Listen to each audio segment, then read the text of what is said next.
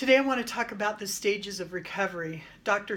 Carnes, who is really the pioneer in sexual addiction recovery, studied 1,000 plus addicts early on and then continues to study them to this day. But here's what he's found, and it rings true in my office as well. That the first is a pre-addiction stage. It's called the developing stage. This stage is where the addict may have behaviors that haven't yet turned addictive, but they're well on their way. Towards the end of the developing stage, they've become a full-blown addiction. So everyone maybe lies a little here and there. Maybe we all get into denial. But for an addict, they stay in those places. They isolate. Maybe they become angry, or they stay in a place of victim. So they're becoming much more rigid in their behaviors, and the addiction sets in. The next stage is crisis decision stage. This stage is where I usually see people. This is a stage where maybe their parent caught them, their wife walked in on them, the SWAT team surrounded their home. There's also just one simple fact of exhaustion. Sometimes people come through my door simply because they're exhausted. The behavior has become exhausting and they're willing to change just from that. But this crisis decision stage, that can be 1 day or up to 3 months. So somebody just realizing that they need help and making the decision for recovery doesn't mean they'll stay in it. So it takes time for them to process. It takes time for them to understand the difficulty of recovery and if they're vested enough into making those changes. The next stage is the shock stage. The shock stage is, this stage is really tricky. It's because you're still usually functioning in the world, but it's about 8 months long. So in this stage, you're numb, you have difficulty concentrating, hard to pay attention to things. You get fatigued a lot easier. Decisions are more difficult to make. Your body's really in shock. It's in shock because, one, generally the behavior's gone past what you believed it would, or the consequences are much higher than you thought they were. A combination of that causes your body, your mind, your soul to go into shock. And then the grief stage. The grief stage is a very real stage for addicts, and that can be 4 to 8 months where they really have to mourn the loss of their addiction. As crazy as this may sound, their addiction was their, what I call, frenemy. It was their best friend and their worst enemy. The addiction was the only thing in their life that was consistent and predictable. And they have to truly mourn the loss of that addiction. They also have to mourn the loss of a marriage that may not have made it through this, a distance from their children, loss of the career opportunities that might have been. Their physical health may be deteriorated over this. So this grief is a really big, tough emotion. This is a time when you're going to see an addict in recovery relapse sometimes, because the grief will get overwhelming, and if they haven't done the work here in these earlier difficult stages, they're going to hit grief and they're going to go, I don't know what's going on, but I can't handle this, and they're going to go back to their old frenemy. So all of these stages are precarious, these early ones, but grief is the one I definitely see in my office, an increase of relapse. I call these first 4 stages the me stages.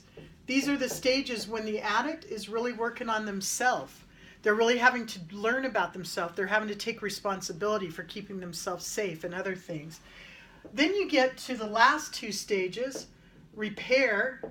The repair stage, really exactly what it sounds like. You're repairing relationships, you're repairing maybe your finances, your career, you're repairing your physical health. This is 18 to 36 months for this to happen.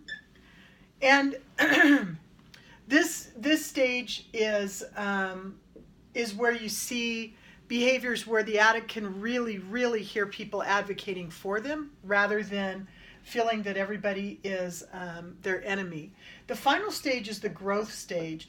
This is 2+ years, and this is really what recovering addicts find themselves in. they're growing, they're learning, they're able to reach out and help other people. And so this stage becomes a lifelong stage. Now, these stages look really linear.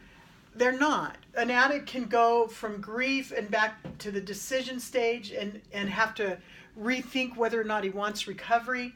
They can make a lot of repairs and then be driven back to the shock stage when they realize that their son has been trying to hide their pornography abuse and they had no idea their son was doing this for them, or a variety of ways that can flip an addict back to an earlier stage. These two stages I call the we stages. This is when a coupleship comes together. Early in recovery, we really have to, most of the time, artificially separate a couple. We don't want couples separated. We want them to be enjoying all that there is to offer from a healthy marriage. But the reality is early on, you need to learn some of your own skills. So when you get to these stages, you come back together and now you're working on rebuilding relationship, and it's really powerful. Now, I want to say one more thing about these stages. The spouse or the loved one also goes through these stages. The spouse in the developing stage will start to wonder, geez, he's lying a lot more. Why did he lie about that? It didn't make sense, but she doesn't want to blow it out of proportion, so she lets it go. Or she'll see him in denial and defended, or maybe he always goes on a boating trip with her family, but now her family bothers him too much and he's not going to go.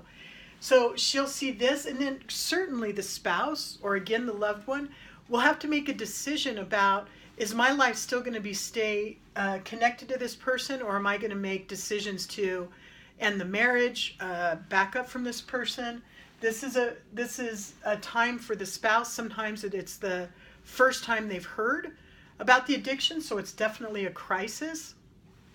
This will throw them into shock.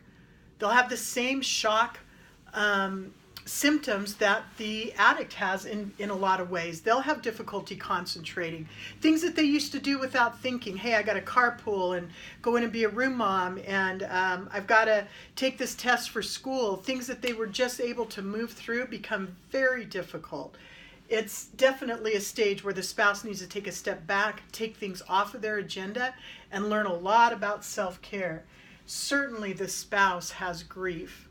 The grief stage is equally, maybe if not more so, powerful for the spouse, where she has to rewrite the story she thought they had. She had a story in her mind, and it wasn't the one she's living, and so certainly that loss causes her to question, did I ever love him? Do I love him?